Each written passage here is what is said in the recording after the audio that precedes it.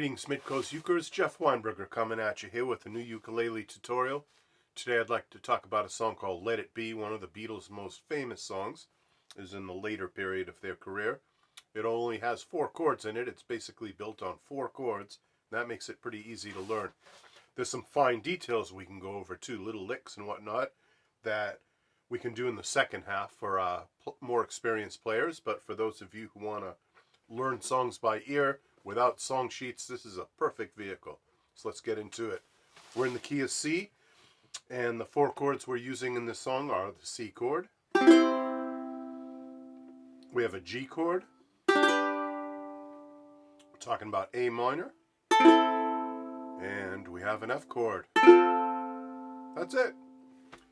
Now what Paul McCartney, who wrote the song, does on the piano, he uses inversions. He does sometimes stick other bass notes below each of these chords. But since the ukulele doesn't have any bass notes, we're not going to worry about that. We're going to play our basic chords as we know them: C, G, A minor, and F.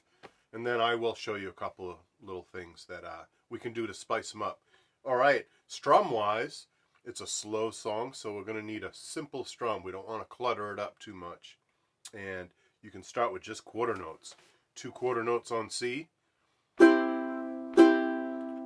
quarter notes on G.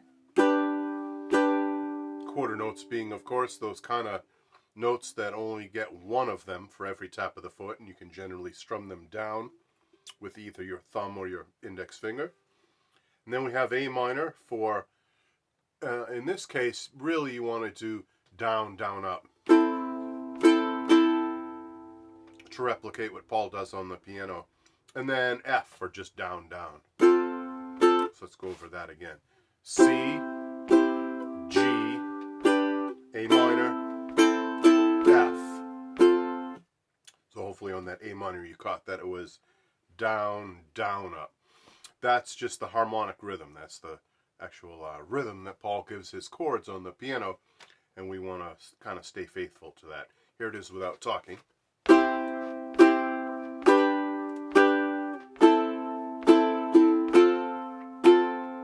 And then we finish that up by doing C for 2, G for 2, and F for 2, back to C for 2. There is an actual little lick there during the F chord, and we'll go over that in a minute. But for now, let's just do 2 strums of F and call it good.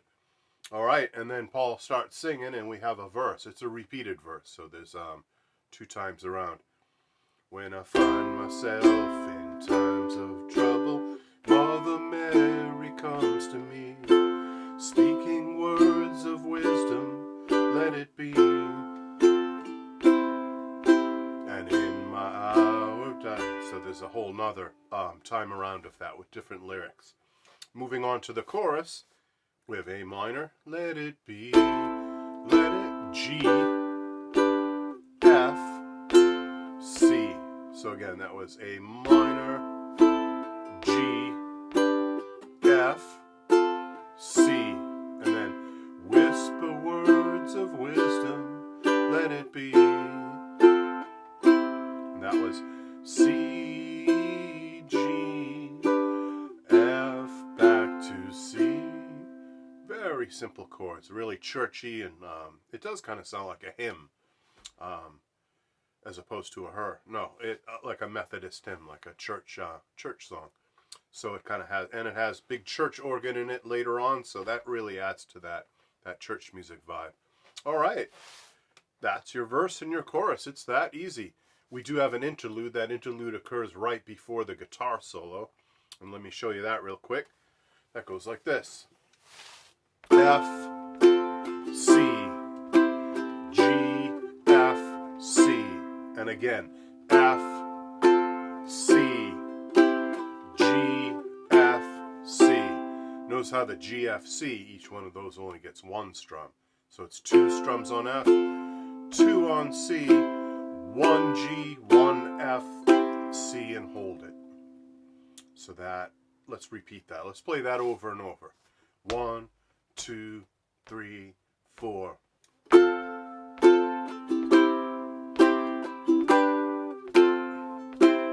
And again.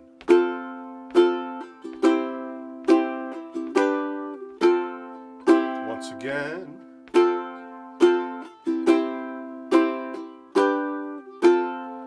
One last time.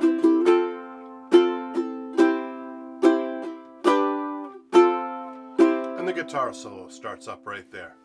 The guitar solo's over 2 verses.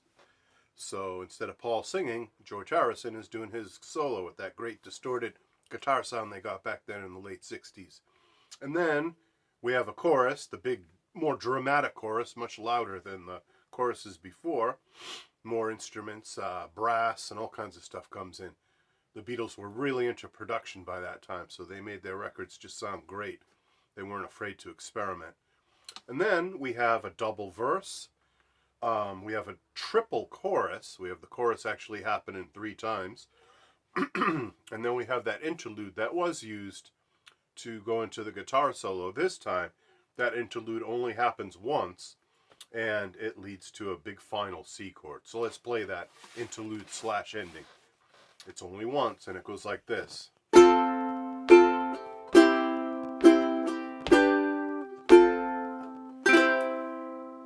And there's kind of a retardando there, a very subtle retardando to slow you down gradually from the F, G, C, G, F, C, excuse me.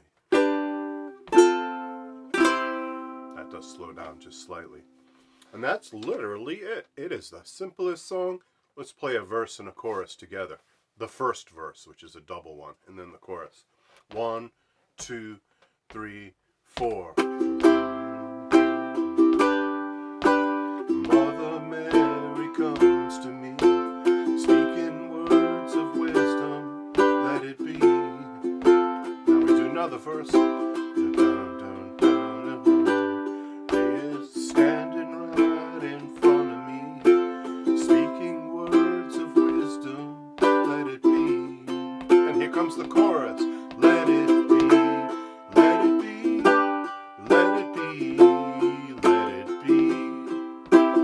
There will be an answer, let it be. And then another verse, and etc. So I hope you find this an easy song to play. For those of you that might be a little bored and saying, oh, that's too easy, I need something more challenging. Let's get into some of the details. You can do a little bit more of something that sounds like the left and the right hands of the piano interacting like this.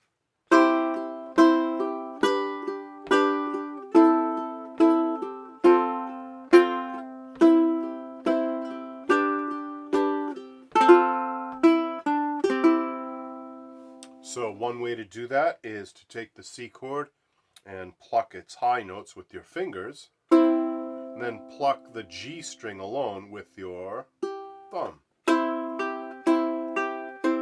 Very piano-like.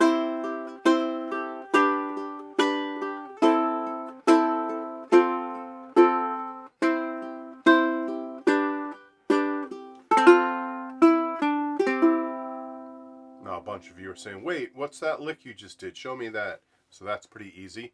What we do is an F chord, and we're going to be doing something called a partial roll. This is what James Hill calls it, a partial roll.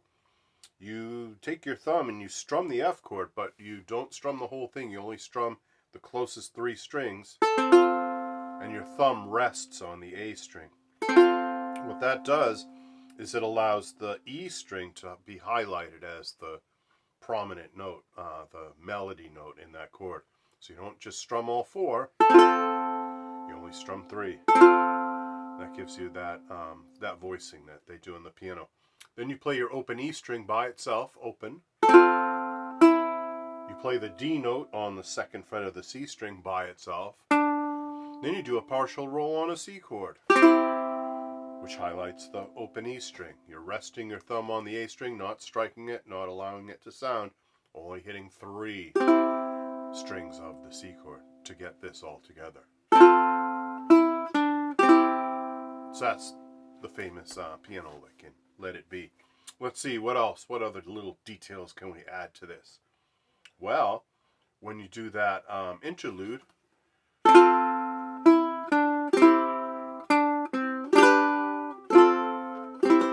you can add single notes between the chords. So what I did there was I did the F chord as a partial roll. I did an open E string. I did the D note on the 2nd fret of the C string as we did before.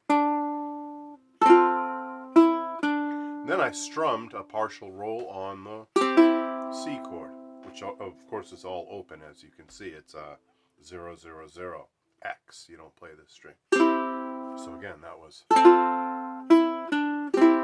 Then you do the 2nd fret of the C string and the open C string. Finally, you strum a G chord, you strum an F chord, and you strum a C chord. Here's that whole interlude.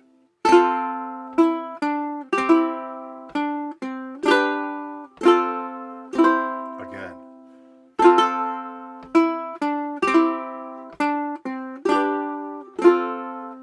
And then George Harrison takes off and does his guitar solo. Or, when you play this at the end of the tune,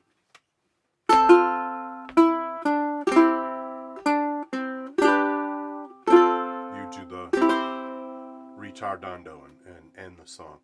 Alright, that's literally everything, ukulele people. Everything you've got to learn this song, Let It Be. So again, this is in keeping with our series on learning songs without song sheets. And I hope you caught all of that. But of course, email me. Let me know if any of it didn't make sense. And if you really, really want a song sheet, I'm sure you can find one out there. There's no shortage of information on the internet. But try to do it just by ear. Just by watching this video and trying to play along with me. Alright, Midcoast Ukers, you take care. Bye-bye.